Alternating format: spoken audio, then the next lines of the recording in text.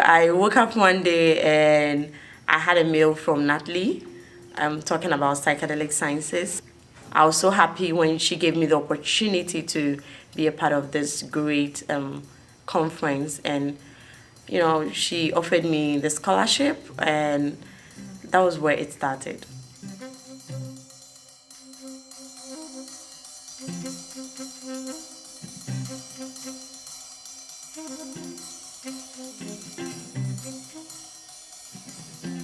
I'm currently into drug policy advocacy, and I educate people on drugs. I know many of my people back home have no idea or little idea about psychedelic sciences and what it's all about. Most of the drug users in Pakistan are young people, mostly living in isolation and exclusion for their communities, from their families.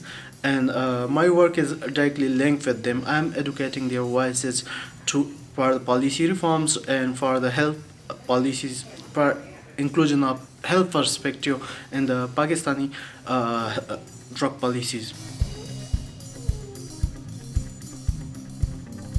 Lo que me trajo a esta conferencia es profundizar un poco más en la relación entre espiritualidad y ciencia. Somos conscientes de la importancia que tiene la teología y las nuevas formas de espiritualidad en cuanto a la salud mental. Estamos trabajando por el encuentro de la teología, la ciencia y las leyes, que justamente cada vez van acercándose más, enfocándose en una reforma integral de políticas de drogas y de salud mental. Y lo que me ha parecido también muy valioso son mis intercambios con los que hemos venido acá, de cómo cada uno desde su propia historia, su propio país, se ha relacionado con el MDMA o con la ayahuasca o con el peyote, y cómo ha logrado su propio proceso de sanación. I believe that one of the main threats that we face as humanity actually is kind of this implementation of single global modality of perceiving the world and experiencing the world and interacting with the world, a sort of implementation of a monoculture of mind or a monoculture of experience. And I think that it's very, very important that we keep creating alliances between all sorts of different groups and collectives who, from very different perspectives and angles, keep struggling for the validation of their experiences. My colleagues and I saw the psychedelic movement, and especially this time in the psychedelic renaissance, as a particularly ripe period, with a particular amount of kind of fertile ground for that kind of inclusion and that kind of increase in perspective. We were able to secure grant funding from the Open Society Foundation to cover international or otherwise underrepresented voices here at the conference. They were in fact able to join, and I believe through that joining, through that being kind of brought to this conversation, really bring their perspective, and that capital P perspective that needs to be brought, and to this movement and kind of to this space worldwide.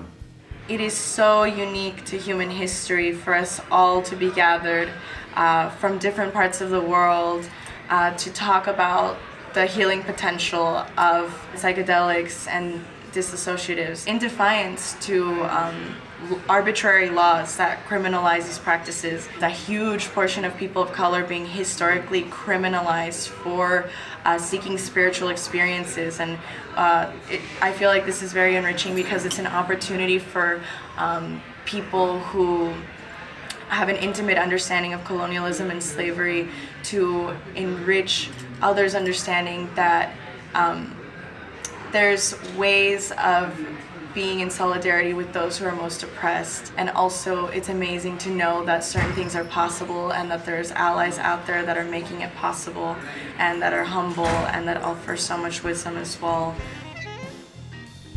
Through the process of this conference and everything that took place here, I witnessed the opening up of hearts. And it's interesting, but the folks who reached out to me were primarily white males who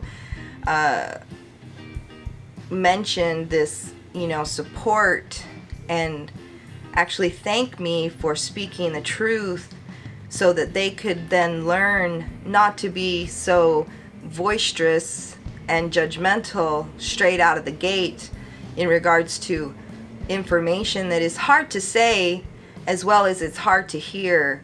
But that some people here actually made a commitment to listening and learning. And I think that with that and having an open heart and an open mind, that's really, from the short encounters, the best that you can hope for.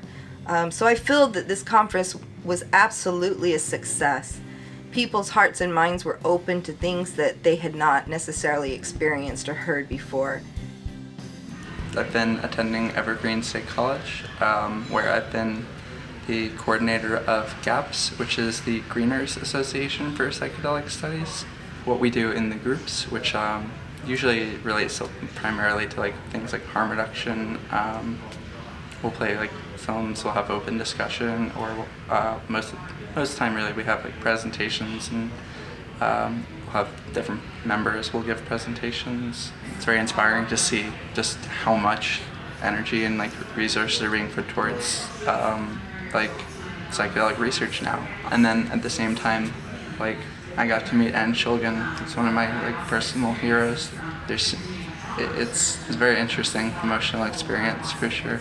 So my interest with psychedelics regards novel compounds. I'm interested in their patterns of emergence throughout usage, and I believe that in the future I hope to keep that information accessible for people who are interested in it. I'm also fascinated with the possibility of psychedelic research for people who are institutional abuse survivors, both in public and private settings. This is something that I'm personally affected by, and it's a major issue in the United States, in Utah, specifically with the troubled teen industry. And I do believe there is promise for people who are looking for psychedelics as a tool to assist in processing extremely traumatic events. I've always been very active in my community. I've been a part of a lot of different community service initiatives throughout college, throughout high school, and I've always been very serious about my education, and I've always loved psychedelics. I've always loved the psychedelic experience. But where I'm from, I didn't really meet people who had the same sets of interests and values to the extent that I did. And coming here, I'm surrounded by people who are engaged in so many different things. They're student leaders, they're leaders in their community, but they're also, very intelligent and, deep into academics. A lot of people who are studying their PhDs and who are working on their masters for counseling programs, and also are very in love with psychedelics.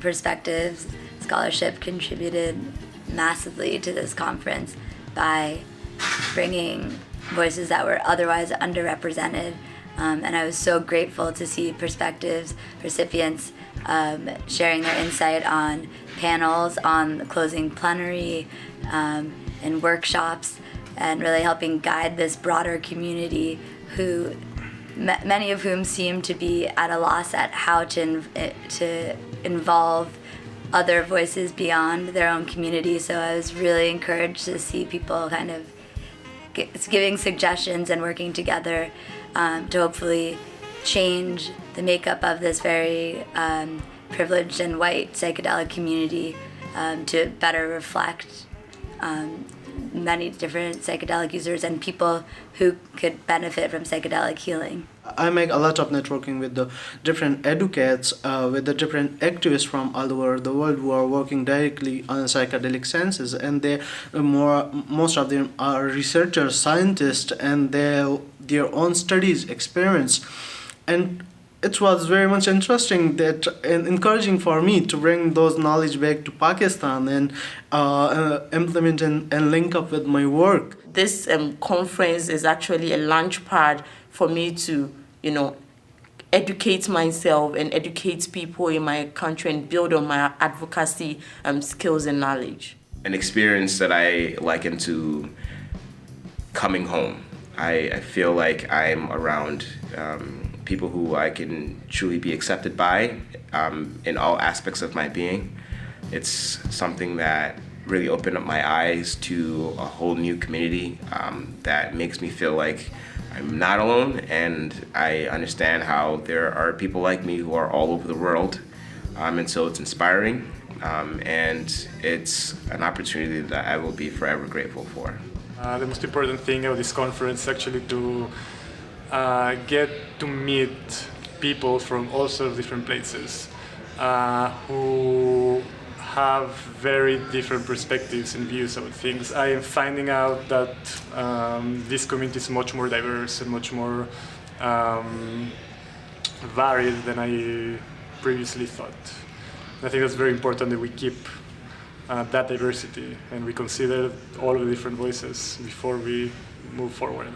Quiero darle las gracias a la Open Society Foundation, obviamente por ser siempre como líder y apoyar este tipo de eventos.